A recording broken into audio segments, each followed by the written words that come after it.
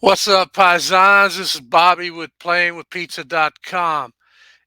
I had a request to do a reaction video to Charlie Anderson's New York Pizza series. Well, I don't have the time to do a reaction to all of them. I am going to react to his Pursuing the Perfect Slice. So without any further ado, take it away, Charlie. What have you been up to? 6 months creating the perfect New York style pizza recipe. I mean, I studied this pizza harder than most people study for finals. And after countless hours and what feels like hundreds of tests, I can confidently say this is the most authentic New York style pizza recipe designed for home cooks. I mean, probably. And by the end of this video, you'll know how to make it. And it all starts with the crust, which to me is defined by four main things: thinness, chew, crispness, and charring. Yeah, the crust is important. I recently had a comment on one of my New York style videos, New York style pizza videos, that he says, "Hey, that looks like a good pie, but it's not New York style." And I said, "What could I have done differently?" And he said it was too thick, in which it was. So that's one of my biggest issues, is trying to hand stretch and get it thin. What I did notice is that the more dough you use, the thinner you can get it. Now, I did one pizza with about 20 ounces of dough. That was just way too much. But here we go. Let's get back to it. Take it away, Charlie. Nearly every single pizzeria in New York is going to be using high gluten flour. This is what gives the pizza its signature chew, so you're really just not going to achieve the right results without it. So personally, I use King Arthur high gluten flour. It's easy. All right, he's using King Arthur high gluten flour. I have used All Trump's flour, and if you go to playingwithpizza.com, you can read about my experience. I love All Trump's. I have been using Bouncer flour. I believe that's from Bay State Milling, and I like it a lot. I think I like it a little bit more than All Trump's. It's just nice all around flour. All Trump's is like 14.2% protein. And I heard Bouncer was 13.8, 13.9, but I haven't really confirmed it. But King Arthur is definitely great flour.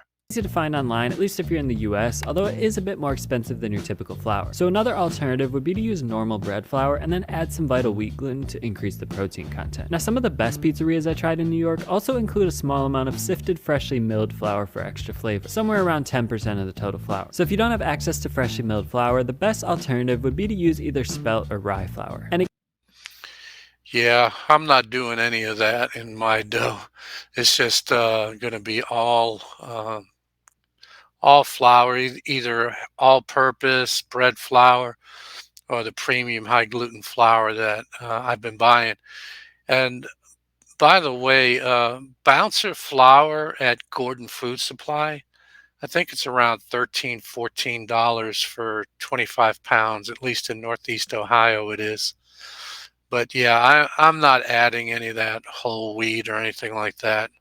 No, ain't doing it. again, you should sift it to remove the excess bran, because that bran would otherwise inhibit gluten development and reduce the chewiness of the final crust. Personally, I like to sift a big batch ahead of time and keep it in my cabinet for easy access. And by the way, you can find the complete recipe in the description below, but to make it more customizable, I also made up a dough calculator spreadsheet. Basically, you can enter the size pizza you want.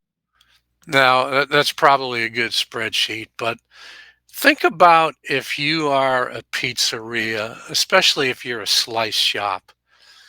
You just want to make that flour as easily as possible.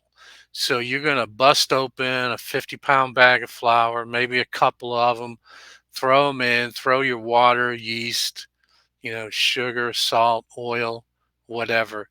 So I just, if you're an artisan shop, maybe you're going to use the rye flour or freshly milled flour. But if you're pumping out a lot of pizzas, I just can't see taking that step. It's it's added cost, and if you're a business, you want to keep your cost down as much as possible.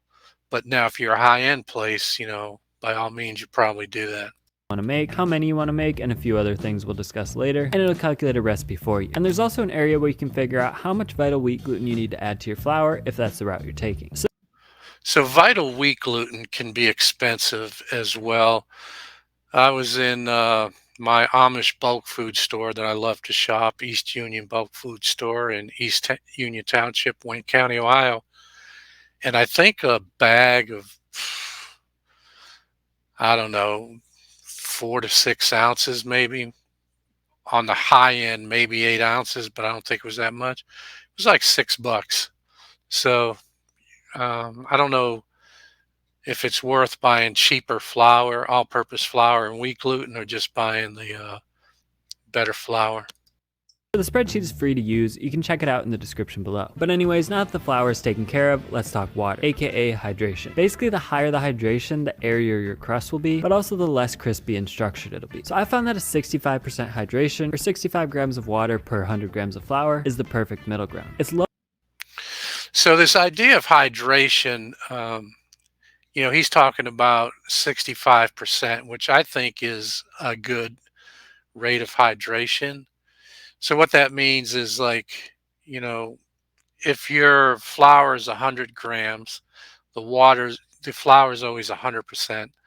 So the water at 65% is going to be 65 grams. And I looked at a recipe from the All Trumps website, or actually the Gold Medal Flour website, because they make All Trumps flour, and they called for a 56% hydration. I made that 56% hydration dough, and it wasn't any good. So I like the higher hydration, 65%. I think that's good. Low enough that the dough doesn't become sticky and hard to work with, but high enough that the final crust ends up both airy and crisp. But since everyone has different preferences, I've listed a few different dough styles on the spreadsheet, and based on which one you choose, the hydration level will be adjusted accordingly. But anyways, after mixing the flour and water, we're gonna let the dough rest, aka autolyse, for about 20 minutes. This is a good idea. So you notice he hasn't put the salt in yet. And so this is when you get typically the flour, yeast, water, and if you can put sugar in it, but not the salt or the oil at this point. This lets the flour hydrate and start forming gluten before we add any other ingredients. And before you think, psh, I can just skip that step, let me show you the difference it makes. Here you can see the dough before the autolyse versus after. And whenever I made the dough without this step, it turned out significantly less chewy. But after the dough rests, we can add the dry ingredients, starting with the yeast. I use a relatively small amount, just about 0.5% as a baker's percentage. Okay, so I'm surprised that he's putting his yeast afterward. I would already have it in already. Now, what's kind of interesting is I run my own search engine optimization company, and I used to have an office, but during the pandemic, I got rid of it and I work out of the home. And so I could sit there, start the morning, get my dough going. And so, like, it's no problem to let the dough sit on the counter for 30 minutes for an autolyse, and then 2 hours for bulk fermentation. So I'm blessed that, because I have my own business and I work out of the home, that I get to do this pizza stuff while working at the same time. I explained in episode 2 of this series, but that basically just means 0.5 grams of yeast for every 100 grams of flour. And the reason I use so little is because this allows the dough to rise slower and therefore to develop more flavor as it ferments. But now I'll add my salt in a baker's percentage of 3% and my sugar in a baker's percentage of 1.5%. Yeah, I'm gonna have to try this, because like all of my ingredients except for the salt and the oil would be in by now. So I'm gonna have to check that out, and I will definitely report back. The sugar is going to help the crust to brown more quickly, which is especially helpful in a home oven that doesn't get as hot as a commercial pizza oven does.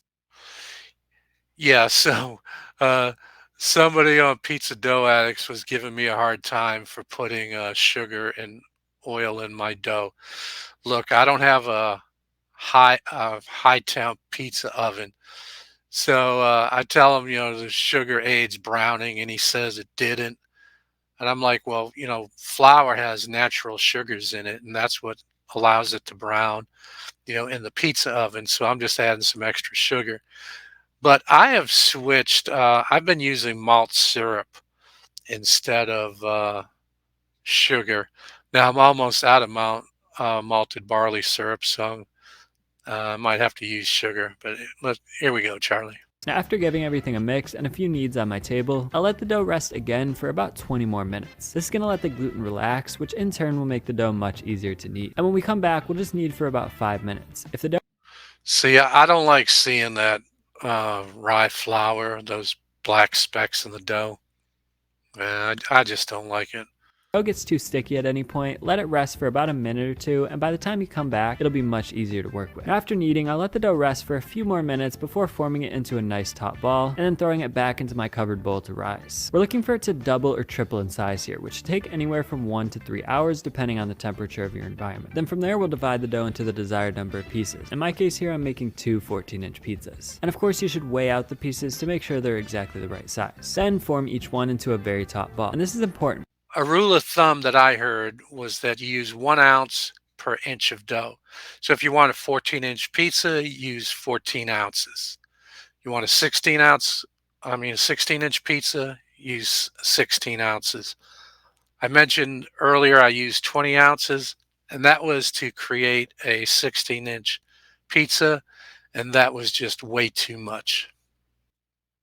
Because this is what'll keep the dough strong as it rises and allow it to stay circular when we eventually form it out into a pizza. Then from here, we'll just put them into containers to rise. So I usually use either these metal cake pans or these bowl plate thingies I have, but just use whatever you have. A 9x13 pan or even a normal plate works fine. You just don't want to use a container that's too narrow because that'll mess up the shape of the dough that we work so hard to create. But next, So another thing that I heard is that if you want a round pizza, put it in something round, and also pre-shape it close to the final shape that you want. So if you were doing a pan pizza, maybe roll it, instead of rolling it into a ball, roll it into an oval. But again, you want a round pizza, put it in something round. we'll throw them into the fridge to ferment for another 2 to 3 days. Technically, you could use this dough the same day, but the longer you let it ferment, the more flavorful it'll be. So in an earlier video, I stuck my foot in my mouth. I said, I really can't tell the difference letting a dough ferment overnight in the fridge compared to use it in the same day. Well, I recently made a pizza and used the dough the same day, and it wasn't as good. So, yeah, the longer you can ferment, the more flavor you will get. Too long though, the dough becomes weak and deflated, so I found about 2 to 3 days to be the sweet spot. Now in the meantime, let's talk sauce. And the most important consideration here is which brand of tomatoes you use. So canned tomatoes are a given for New York style pizza, but not all brands have the right flavor profile. The best I've found are these Red Pack crushed tomatoes. However, so because of Charlie, I got a can of the Red Pack crushed tomatoes, number 10 can, sitting in my front room, and I'm eager to try it. But I'll tell you what I like. Aldi has a brand of crushed tomato. It's either Happy Harvest or Fresh Harvest, something like that. And it's a little bit watery. And I find that I like a more watery sauce. I don't know. To me, it like makes the pizza juicy, like when you bite into it. And I really enjoy that. And all I do is I use a little salt and oregano. I love oregano on pizza. But let's get back to Charlie.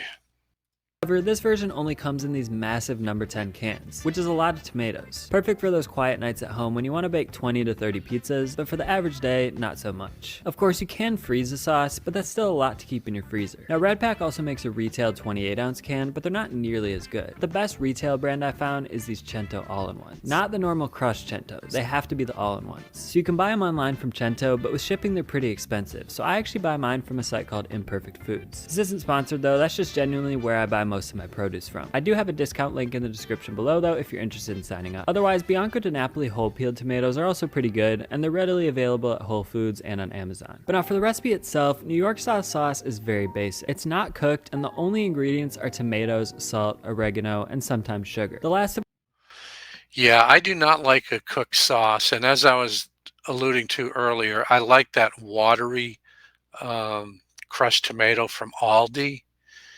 And like when you cook a sauce, it can be paste-like or glue-like, and I just cannot stand that. I don't know, it's just I do not like it. So I do not use a cooked sauce.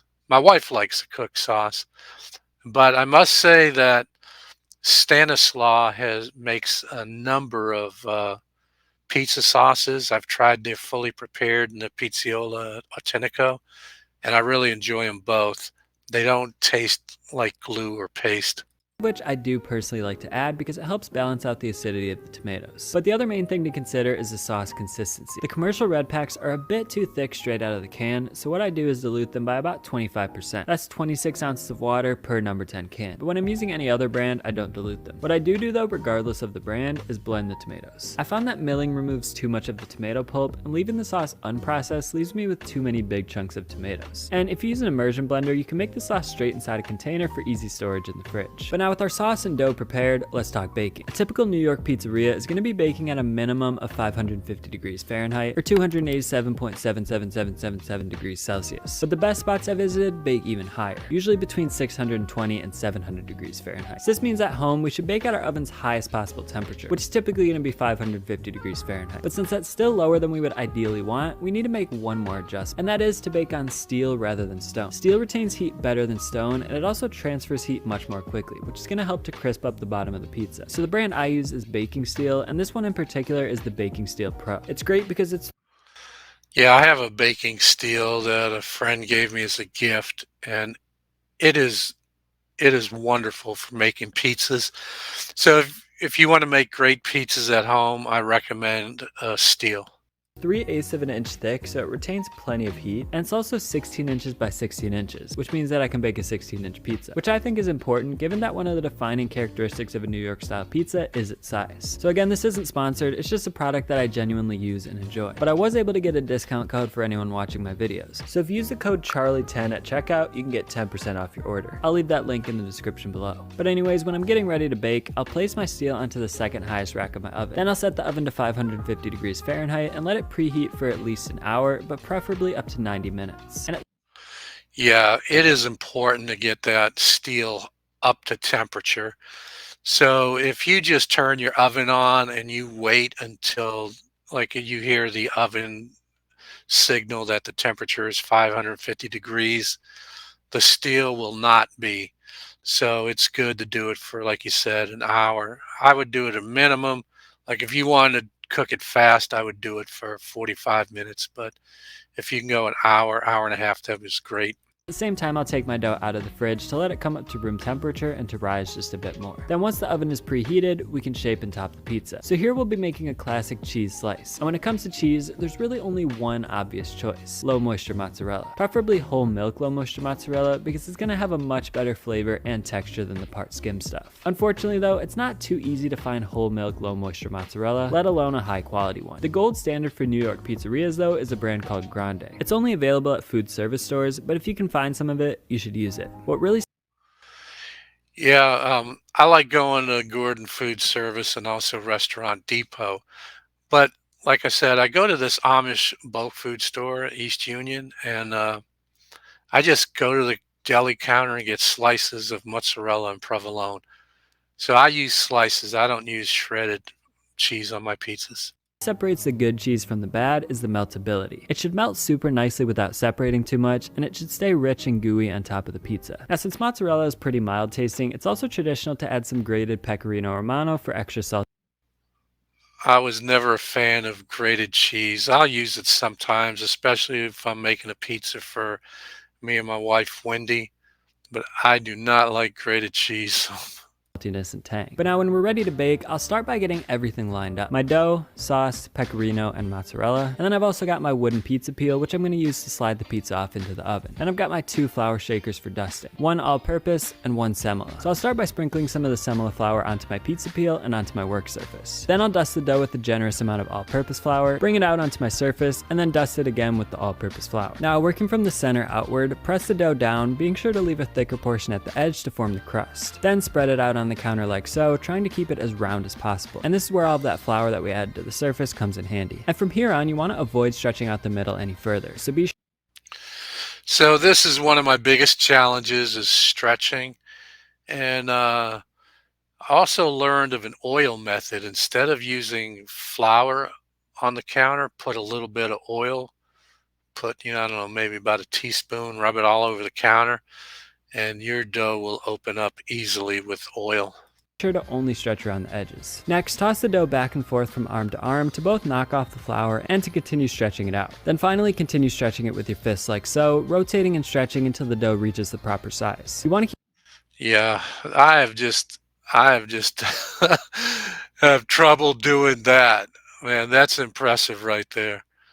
I wish I could do that every time, but I can't. Keep the dough moving as quickly as possible to prevent any uneven spots, which will take some practice, and I'm still not an expert by any means, but you'll get better as you do it more. Then just place the dough out onto your peel, and if it's still not big enough, continue stretching until it is. So we'll start with our sauce, pouring in the center and then swirling outward to create an even distribution. Then hit it with optionally a bit more oregano, then pecorino, and then mozzarella. And you want to avoid adding too much sauce or cheese in the center because that can lead to a soggy pizza. Now the amounts of each ingredient you use will depend on what size pizza you're making and on your preferences. So on the spreadsheet, there are several options to choose from. Here I'm making a 16-inch pizza with medium sauce and medium cheese, although I usually prefer to make the version with light cheese. And I think it goes without saying that you can add whatever toppings you like at this point too. Now I'll just give the dough a little shimmy to make sure it's not going to stick when I slide it off. Yeah, that's important. I've messed up so many pizzas trying to launch them because they sat on there too long, didn't put enough flour on. And if you can use some semolina flour, that would be good. Semolina and flour, or cornmeal and flour, just something to just help it roll off. Which the wooden pizza peel really helps to prevent, but if you have a baking tray big enough or even just a piece of cardboard, you can use that instead. Now I'll carefully slide this pizza off onto my hot steel and bake it for about 4 to 5 minutes. And I like to rotate the pizza halfway through to make sure it browns evenly. You'll know it's ready to take out when the cheese is nicely melted together and it's just started to separate. But we're not Yeah, like sometimes, if you look at some videos from the slice shops, they'll start on a screen. So if I'm in a hurry or if I'm doing a larger pizza, I'll use the screen just because it's so much easier than putting it on the pizza peel. Also, I have a metal and a wooden peel, but I like the metal peel better. done yet, because if you've ever gotten pizza by the slice, you know that it's generally reheated to order, meaning that it was baked and then cooled and then heated again before serving, which has a big impact on the crust. Specifically, it helps us to get that solid crispness and structure that we're looking for. So after letting the pizza So I paused it because I wanted to say something, and my dog started barking, and it got me off my game. But I was going to say this idea of reheating. I saw something by, I don't know if it's Cook's Country or America's Test Kitchen. They're really all the same. I don't know what they do with one brand versus the other. But anyway, they'll put their pizza on a sheet pan, cover it with aluminum foil, and then put it in the oven at 250 degrees for 30 minutes. 30 minutes. That's insane. But they said it's really good. I haven't tried it yet, but I'm tempted to. Sorry, Charlie. cool for 15 to 20 minutes, I'll cut a slice and then throw it back onto my steel with the oven still set to 550 degrees. And I also like to turn on the broiler to get the top of the slice nice and browned as well. And after about 60 to 90 seconds, when the slice is charred to my liking, it's ready to serve. And that, my friends, is an authentic New York slice at home. That thing looks good. Man, I'm drooling right now. I haven't had pizza in I don't know how many days. When you have a pizza channel, you make pizza all the time, and it's just like, it's just a normal part of your day, normal part of your meals. And I haven't had it in a while, and I'm sitting here drooling. Well done, Charlie. Well done.